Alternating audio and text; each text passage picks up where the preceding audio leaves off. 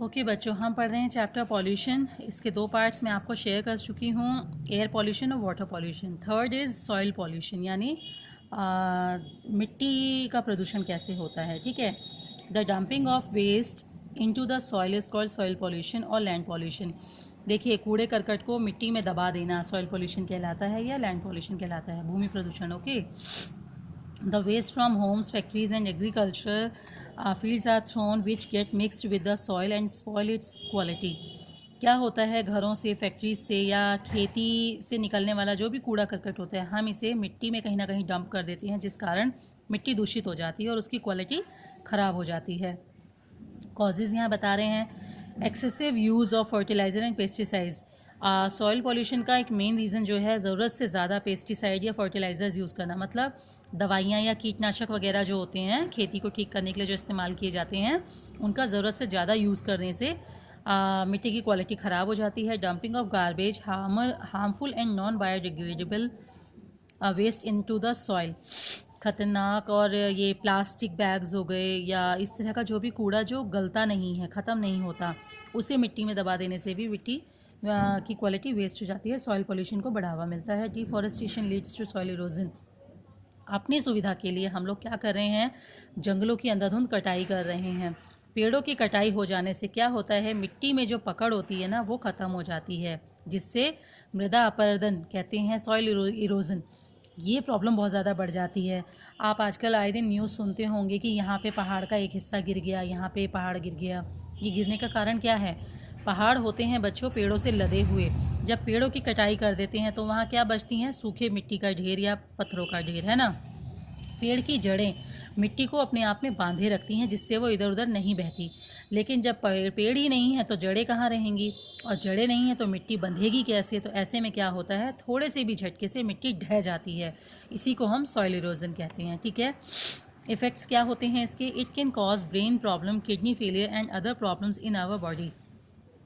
Soil erosion के कारण brain problem यानी दिमाग में कमी, किडनी फेलियर, कई बार हमारी किडनीज़ काम करना बंद कर देती हैं, और भी शरीर में कई तरह की बीमारियां उत्पन्न होती हैं। इन polluted soil plant do not grow. जो दूषित धरती होगी, दूषित मिट्टी होगी, उसमें पौधे पनप नहीं पाते, तो इससे क्या होगा, हरियाली का अभाव हो जाएगा।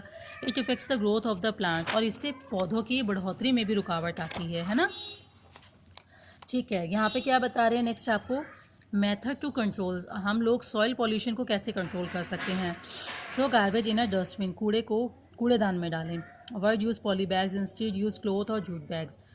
पॉलीथीन्स का यूज़ करना बंद करके कपड़े का या जूट का बैग इस्तेमाल करना शुरू करें। रिसाइकिल वेस्ट मटेरियल को रिसाइकिल करना शुरू करें, इससे क्या होगा, कचरा कम से कम होगा। Okay,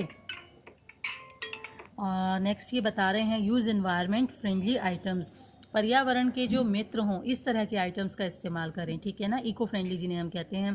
compost pits should be made to convert waste into manure, और हमें कंपोस्ट पिट बनाने चाहिए। लाइक कंपोस्ट पिट कहते हैं बच्चों, आजकल एक विधि चल रही है जिसमें एक बड़ा सा गड्ढा बना दिया जाता है, जिसमें आप खाद्य पदार्थ है, जितना भी कचरा निकलता है ना, किचन गार्बेज जितना भी होता है, हम उसे कंपोस्ट कर देते हैं और उस गड्ढे को बंद कर देते हैं। एक लंबे समय के बाद वो सारा जो कचरा हमने किचन का जो हमने गार्बेज जमा किया होता है, वो सड़ गल के कंपोस्ट यानी खाद के रूप में तैयार हो जाता है। फिर इस खाद को पौधों में देके पौधों की ग्रोथ को अच्छा किया जा सकता है। ठीक है ना। नॉइज़ पॉल्यूशन क्या होता है, ध्वनि प्रदूषण बच्चों। Excessive and unwanted sound in the environment leads to noise pollution, माने ज़रूरत से ज़्यादा शोर नॉइज़ पॉल्यूशन क्रिएट करता है। इसके कॉजेज़ क्या क्या हैं, कारण क्या क्या होते हैं, जैसे कि loud music during marriages and festivals, शादी ब्याह तीज त्योहारों पे आप देखते हो बहुत तेज़ आवाज़ में बैंड और डीजे और ये सब बजता है, इससे नॉइज़ पॉल्यूशन होता है। बहुत ज़्यादा हॉन्किंग ऑफ हॉर्न्स यानी गाड़ियों के, वाहनों के हॉर्न्स को बजाना, इससे भी नॉइज़ पॉल्यूशन होता है। Loud noise from airplanes, trains, construction machines and industries, आप देख सकते हैं जब एरोप्लेन उड़ता है उसके नज़दीक खड़े आप होंगे तो वहाँ भी बहुत ज़्यादा शोर आपको सुनाई देगा। ट्रेन्स के चलने पे या बिल्डिंग कंस्ट्रक्शन के टाइम पे बड़ी बड़ी मशीनरीज यूज़ होती हैं, उनके चलने पे बहुत शोर होता है। Noise of the vehicles and factories, फैक्ट्रियों और गाड़ियों से निकलने वाली जो आवाज़ें हैं वो भी नॉइज़ पॉल्यूशन करती हैं।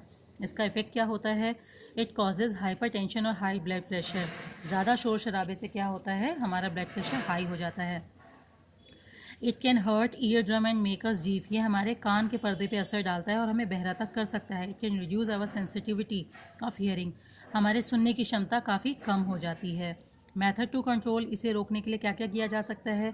Unnecessary use of horns should be avoided, बिना किसी वजह शोर करना, हॉर्न बजाना यह बंद कर देना चाहिए, ऐसा नहीं करना चाहिए। Sound of loud speaker and music system should be kept low, जितनी आवश्यकता है उतनी ही आवाज़ में साउंड बजना चाहिए, लाउड स्पीकर्स वगैरह बजने चाहिए, बहुत ज़्यादा शोर नहीं करना चाहिए।